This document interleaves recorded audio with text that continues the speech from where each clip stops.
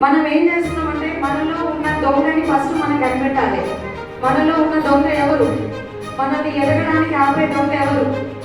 So ఆ దొంగ ఎవరో ఫస్ట్ మీరు ఫైండ్ అవుట్ చేస్తే ఖచ్చితంగా సక్సెస్ఫుల్ లీడర్గా మీరు కూడా రికగ్నిషన్ తీసుకుంటారు.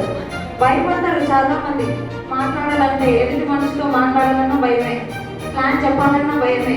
మామూలు నేనే చేస్తాయి బిజినెస్ తప్పుడు జగన్ జాబ్కి పోతే చాలు 10,000 నా 10,000 నాకు వస్తాయి. ఎన్ని రోజులు వస్తాయి? 10,000. అంతేనా? ఆ 10,000తో ఈ లైఫ్ ఏం ముందుకు వెళ్తుంది?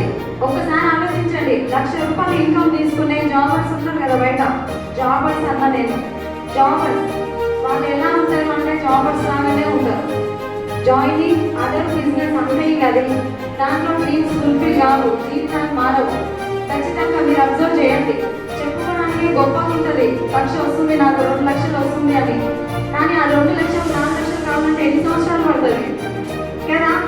కానీ ఇక్కడ ఈరోజు చూడండి, మనం అంటే మన శ్రీనివాస్ సార్ దుమ్ము దులిపారు కదా ఈరోజు. సార్ యంగ్ రిచ్ రిటైర్డ్ అంటే చిన్న ఏజ్లోనే రిటైర్ అయిపోయింది ఆయన. సో మనం కావాలా ఉందా? ఖచ్చితంగా అలాంటి లైఫ్ కావాలా?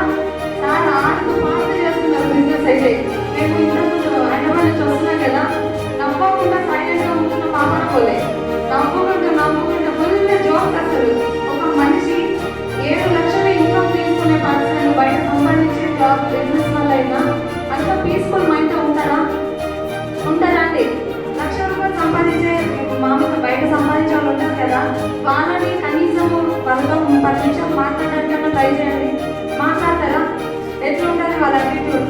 ప్రెషర్ జాబ్ ప్రెషర్ అంతా, ఫ్యామిలీ ఉండదు, పిల్లలు ఉండదు, ఏముండదు, వర్క్ అంతే. ఇంకా కొంతకాలం తర్వాత 50 ఏళ్ళు 60 ఏళ్ళు దాటినాక వెనక తిరిగి చూస్తే ఏమైనా ఉంటుందా?